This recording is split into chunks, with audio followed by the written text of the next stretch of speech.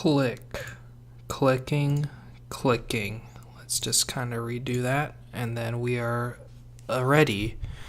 Welcome to the newest video that you have clicked on today.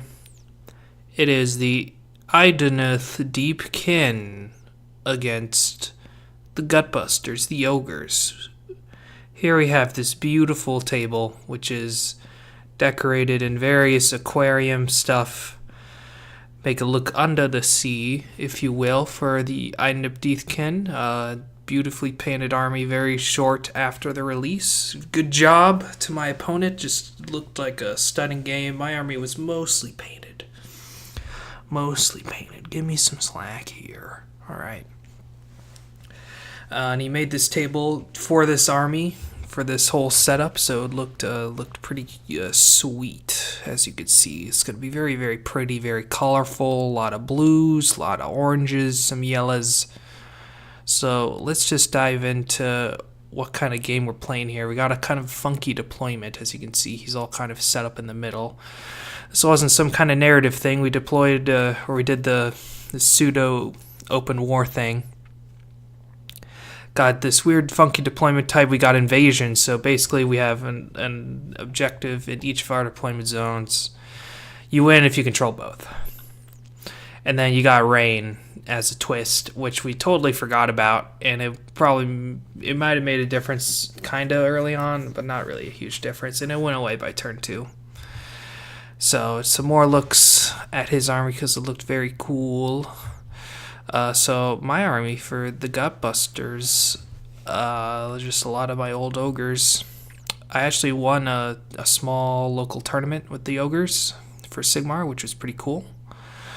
So I wanted to try them out in higher point games like this to see how they would stack up. So I got some Beast Claw, Mornfane Pack allies right here. Got a unit of, I think they're called Grots now, but the Nobblers, and here's my objective right here. I put it in as far in the corner as I could, 6 inches away from either edge. And here's where they will stay until the end of the game. Then I got the King. I got Grease's Goldtooth, the Over Tyrant. He's got like 3 sacks of gold. I can make him do like minuses to hit and moving in combat and stuff like that by spending gold pieces. I got a normal Tyrant here. I got a Butcher right behind him. Tyrant Butcher, unit of 6 regular ogres up here in the front, and then unit 6 Iron Guts here in the back. Iron Guts are very, very good with the flat 3 damage, and in Sigmar it carries over.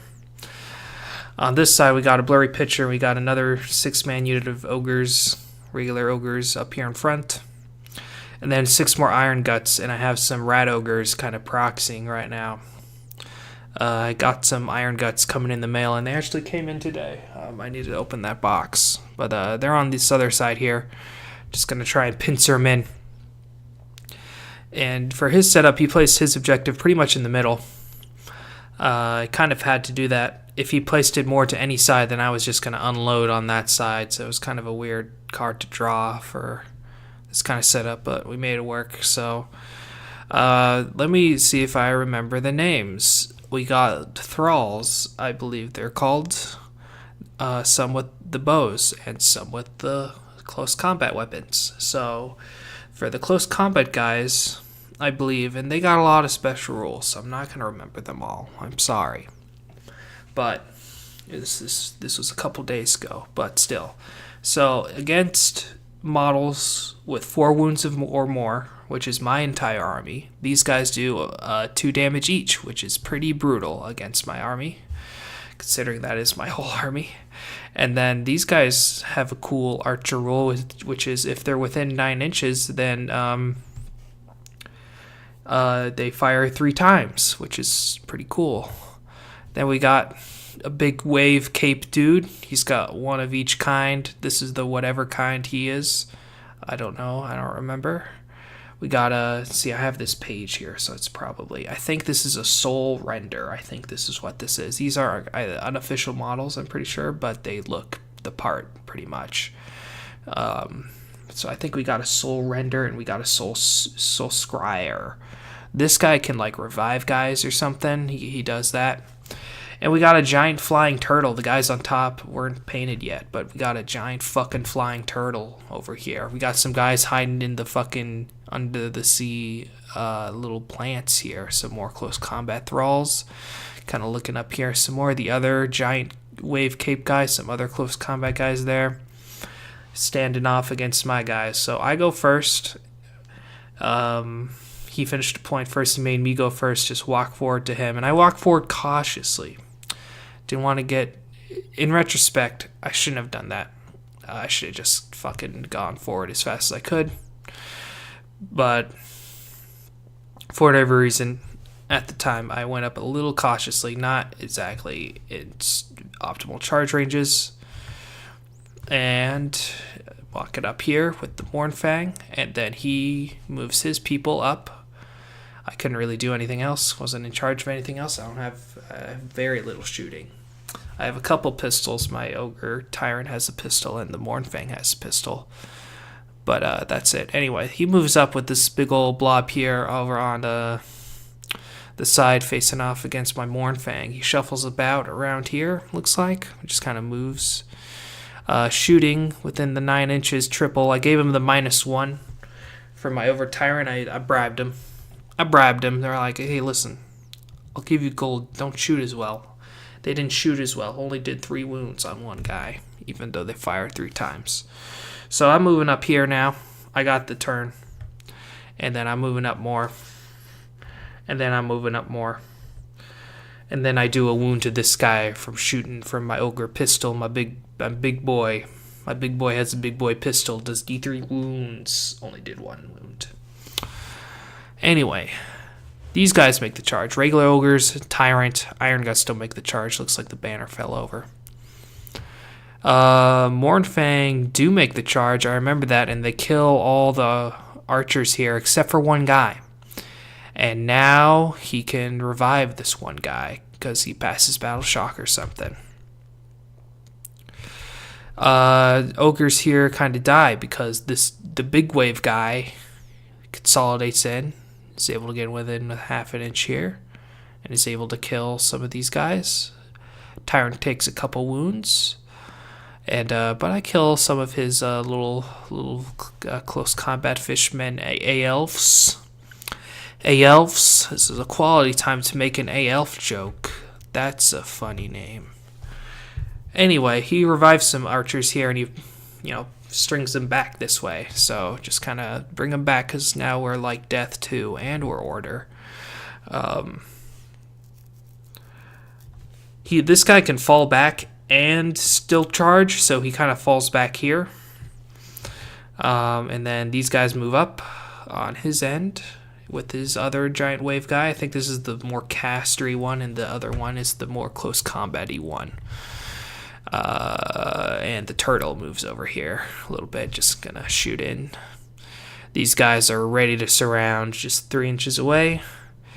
It's shooting here from the turtle or something, or maybe him. I think the other big wave guy can also shoot. He puts a couple wounds on the Iron Guts here, on the Rat Ogre Iron Guts.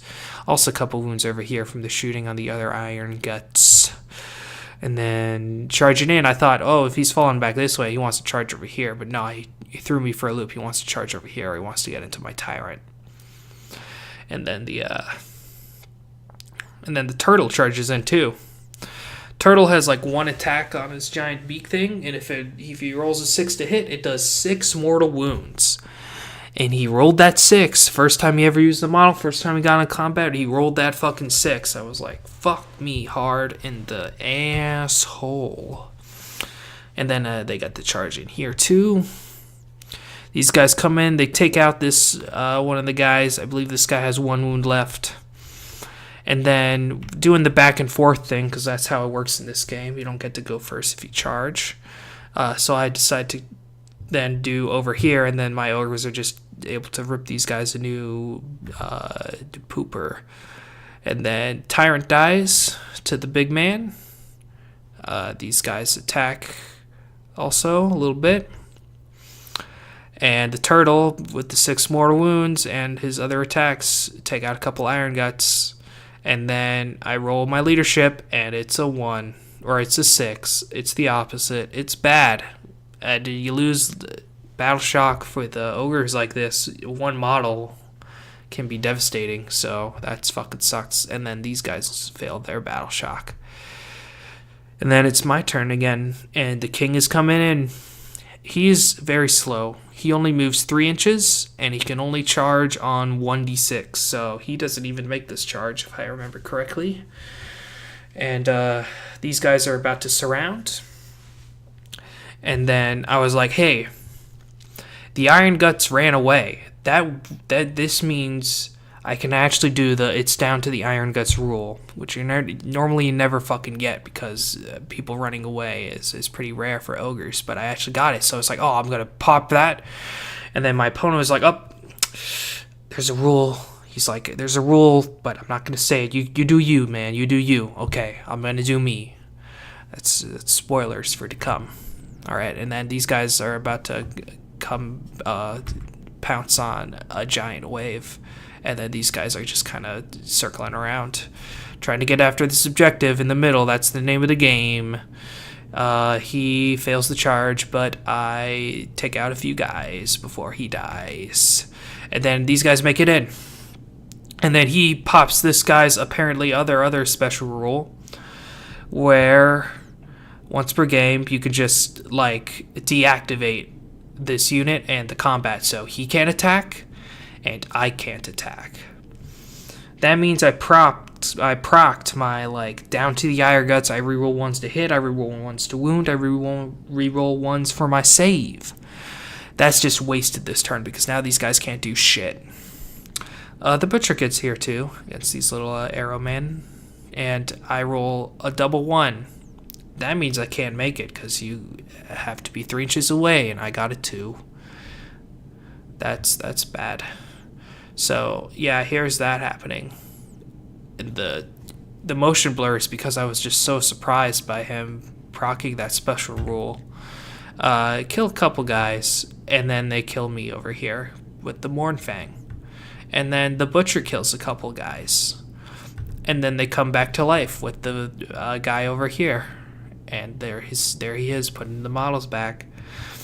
And then I cast the Ferocious Maw, which does D3 mortal wounds, and then you roll, and on a 4-up, it does D3 more mortal wounds, and then you roll again, and it does, on a 4-up, it does D3, you keep going until it's done, and it killed almost all of the unit just with that spell. I should have done it on the big guy. I didn't think it would actually go off and do it like 4 times in a row, but it did it.